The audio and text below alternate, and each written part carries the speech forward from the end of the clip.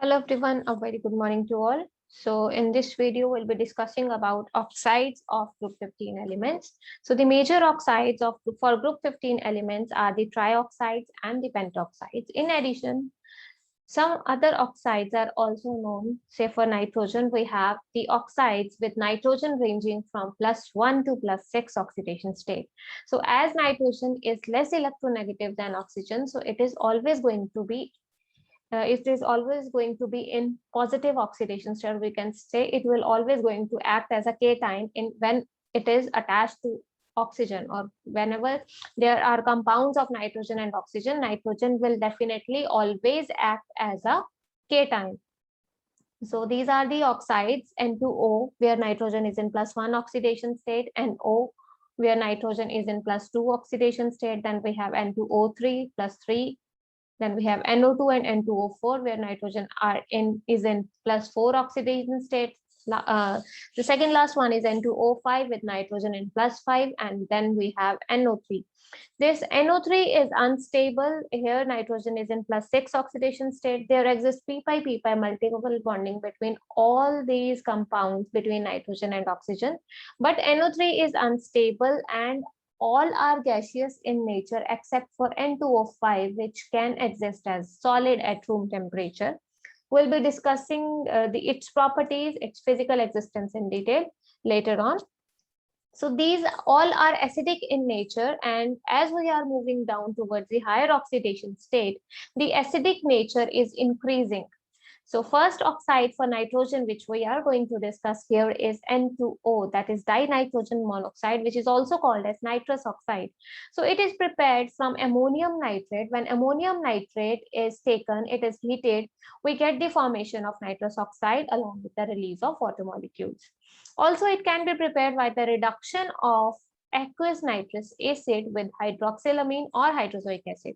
So here hydroxylamine, or we can say the hydrozoic acid, they're acting as reducing agents for this nitrous acid, and will get the formation of N2O and water in case of hydroxylamine, and with hydrozoic acid will get, in addition to N2O and water, will get the formation of N2. Coming to the physical properties, it is colorless gas which is soluble in cold water. It is also used as laughing gas and has anesthetic properties. So its most important usage and most important feature is that it is used as laughing gas.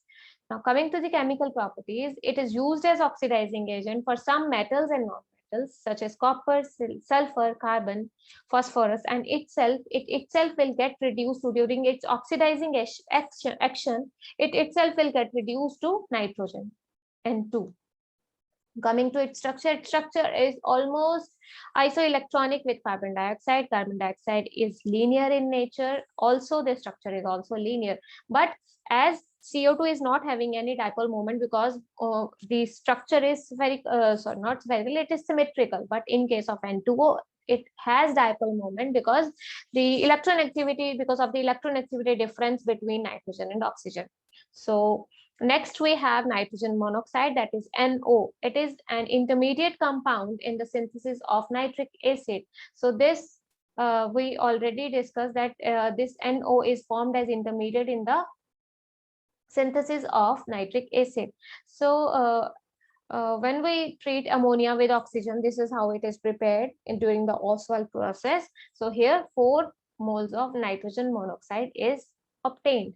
So coming to the chemical properties, NO reacts with iron 2 salts. It reacts with iron 2 salts to give a complex. This is the complex which is used in laboratory for the detection of iron in +2 oxidation state, which gives a very beautiful, very clear indication of the presence of iron 2.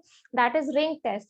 There is a formation of brown ring on the edges of the tube, on the walls of the tube, when we mix these things together. So what happens is, in the reaction where this brown ring is formed, if we have iron in +2 oxidation state, it will react with NO. NO is produced when iron 2 is getting oxidized to Fe3, and NO will get reduced to NO negative. So here in this complex, here NO is in the form of NO negative. So and iron has got oxidized to from +2 to +3. So this is stable at low temperature, and when we heat it, so this can also be used for purification purpose also, as this at high temperature it can be revert back to iron sulfate and NO. Again we get back the formation of Fe sulfate and iron sulfate and NO. So with halogens it forms nitrosyl halides. NOx types of compounds are formed. Also it can act as oxidizing as well as reducing agent. It can reduce the important oxidizing agent. It will react with and it will let them undergo their oxidizing action on it, and it will get oxidized to the higher oxidation state for nitrogen, and it can act as reducing agent also, where it will convert to N2. And next we have NO. So so NO is in gaseous state. It exists as monomer, and it is a paramagnetic compound based upon the number of it has number of unpaired electrons. So in liquid state and solid state as well, it exists as loose dimer. By loose dimer we mean that bond length is really large in comparison to normal bonding. So this compound is diamagnetic. Why there is an existence of this dimer, we'll get this idea from if we study the structure, that we'll do later on. But for NO, if it is paramagnetic in nature, and its bond order is 2.5, when it loses one electron, what will happen? It gets converted to diamagnetic compound, and the bond order gets increased from 2.5 to 3. That means it becomes more stable when it loses one of its electron, due to which it was paramagnetic in nature. Now next is dinitrogen trioxide. It is N2O3 when nitrogen is in +3 oxidation state. So it exists in its pure form only in solid state at very low temperature. Above its melting point, what will happen? It will decompose to nitrogen monoxide and nitrogen dioxide. So it is in general bluish in color, and whenever we heat it, if we reach the temperature of, not by heating, just at normal conditions, it will get converted to colorless nitrogen monoxide and brown colored nitrogen dioxide. So it is prepared by taking equimolar mixture of nitrogen monoxide and nitrogen dioxide. When we cool it below -20 degrees Celsius, below the room temperature, will get the formation of this blue colored liquid, which is N2O3. Now coming to its physical properties, it is solid. Its solid is pale blue, liquid is intense blue, and as the temperature rises, it will start decomposing to NO2 and NO, which will be greenish brownish in color due to the NO2. So coming to the chemical properties, it acts as an anhydride of nitrous acid. How to find the anhydrides? We'll be doing this. I'll tell you a trick for finding out the anhydrides, that which gas is the anhydride of which acid. We'll find a trick for it when we'll be doing the oxy acids. For now, you can just keep in mind that this N2O3 is an anhydride for HNO2. Its structure is planar. It is having weak, long NN bond. So this is the kind of structure it is having. It is planar in nature. Next we have NO2 and N2O4. Both these oxides exist in equilibrium at room temperature. So this N2O4 is colorless solid at its freezing point. Whenever it exists as colorless pure solid at its freezing point, when the temperature rises above its freezing point, we'll get the formation of the coloration will start to develop. It will develop pale yellow coloration due to the presence of 0.01% of NO2. And further, when we heat it till its boiling point, which is 21.5 degrees Celsius, again we'll have N2O4 in gaseous form, and the color will change to deep yellow, and it will start to have the tinge of brown color due to the presence of presence of NO2 is 0.1%. It has risen from 0.01 to 0.1. So with further increase in temperature to 100 degrees Celsius, we'll have majorly NO2, which is going to be 90%, and above 100 degrees Celsius, when we are going to heat it, we'll have 100% of nitrogen dioxide, which is brown in color. And when this nitrogen dioxide is heated at 600 degrees Celsius, this will get decomposed to nitrogen monoxide and oxygen. So its preparation, it can be prepared from by the heating of dried lead nitrate in a steel vessel. So this is the kind of preparation it has. We'll get the formation of NO2 from there. Its physical properties are, it is reddish brown, denser than air, soluble in water. Its melting point is 11.2 minus 11.2 degrees Celsius, and boiling point is 21.5 degrees Celsius. Coming to its chemical properties, it can be used as oxidant. It reacts with water to give a mixture of nitrous acid and nitric acid. So it can be called as the anhydride of the both. So this is the kind of structure it has. It is, as we can see, there is a presence of unshared electron with nitrogen, due to which it always tends to dimerize, and it tends to exist as N2O4, not as NO2. So the structure is planar with long NN bond. This dimer is having a long NN bond, that is bond length is 1.75 angstrom. Next one is N2O5. So this can be obtained, its preparation is from the dehydration of nitric acid using P4O10, that is another oxide of phosphorus, that is phosphorus pentoxide, which itself exists as a dimer in the form of P4O10.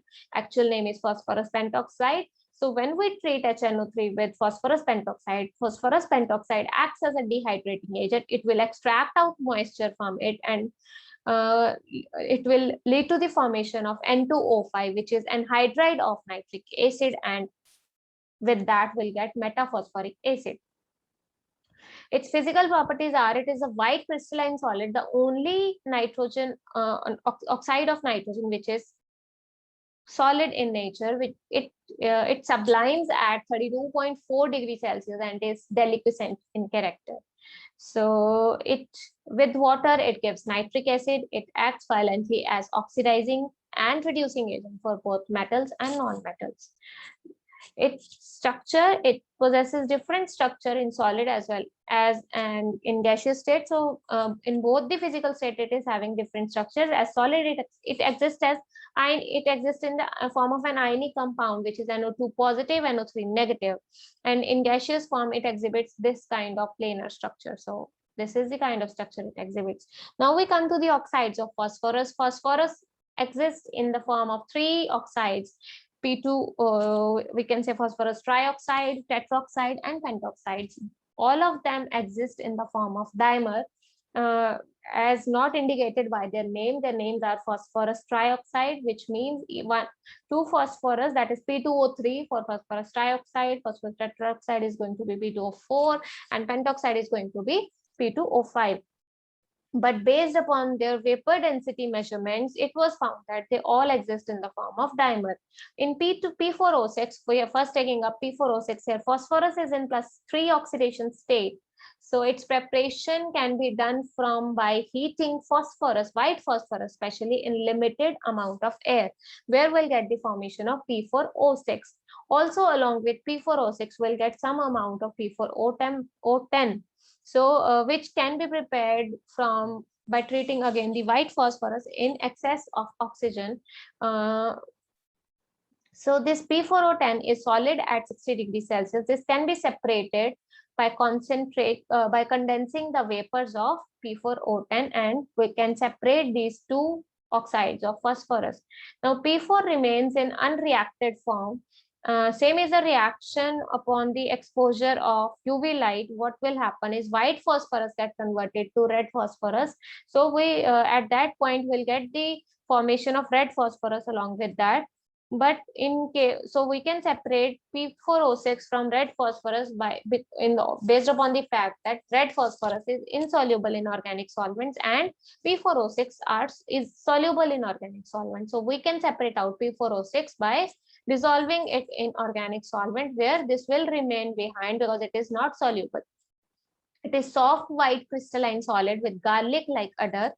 So its melting point is 23.8 degrees Celsius and boiling point is 175.4 degrees Celsius. It is soluble in many organic solvents. Its vapor density measurement suggests that its formula is P4O6, while the name indicates it to be phosphorus trioxide, which means P2O3. Coming to the chemical properties, upon heating in a sealed tube at 210 degrees Celsius, it will get converted to P4O8. So we'll get its higher oxide, that is phosphorus tetroxide. With water, it as it is an anhydride of phosphorus acid. When we treat it with cold water, we'll get the formation of phosphorus acid, and upon treating the same with hot water, we'll get phosphoric acid, and in addition to that, we'll get inflammable phosphine. Next, we have its reaction with oxygen. Upon oxidation, it will get converted to P4O10. With chlorine, it gives the formation of corresponding oxyhalide. And with sulfur, it is going to form a crystalline compound with formula P4O6S4. Now, coming to its structure is like that of an tetrahedron, where phosphorus elements are arranged in the form of tetrahedron, with each phosphorus lying at the corner of a regular tetrahedron, and each oxygen is present as bridge between two phosphorus along the edge of the tetrahedron. So each phosphorus is covalently bonded to 3 oxygens, and each oxygen is covalently bonded to 2 phosphorus in this structure. So here these are the phosphorus shown in green color, and red are the oxygens which are present as bridge between 2 phosphorus each. Next is P4O8. It is prepared from, as we have already discussed this preparation, it is prepared from P4O6 by this reaction, where P4O8 sublimes at 180 degrees Celsius and can be separated easily, because along with that, red phosphorus is also formed. It is colorless solid. Coming to the chemical properties, with water, it will give us a mixture of phosphorus and phosphoric acid. So it is called as mixed anhydride of both. Now this is the structure here. 2 additional, rest of the structure is exactly same. 2 additional oxygens will be present, having the coordinate bond where phosphorus are donating their lone pair to oxygens. Next we have P5O10. So this is the kind of structure where, sorry, P4O10. This is the kind of structure of P4O10, where all the phosphorus are donating there, where 4 additional oxygens are there in addition to P4O6, where all the phosphorus are donating their lone pair to oxygens. So it also exists as dimer, prepared from white phosphorus. When we treat it in excess of air, it is snowy white solid, exhibits phosphorescence at low temperature. With water, it will give us metaphosphoric acid, which further, when treated with hot water, will give us orthophosphoric acid. So it is ultimately, as we are getting orthophosphoric acid, so it is called as anhydride of orthophosphoric acid. So P4O10 has strong affinity for water, so it is used as powerful dehydrating agent. The dehydrating action of this we have already seen while discussing the oxides of nitrogen. So it can act as a dehydrating agent. It can extract out water from H2SO4 and it will convert it to SO3. HNO3 is getting converted to N2O5. RCONH2 gets converted to RCN. So it can extract water from many compounds. It can convert cellulose into charcoal. So and itself, it gets reduced to phosphorus with carbon. When it reacts with carbon along with heating, we'll get the formation of phosphorus. Next we have oxo acids. About the oxo acids of group 15 we'll be discussing in the next video. So that is it for this video. Thank you so much. Have a good rest of the day.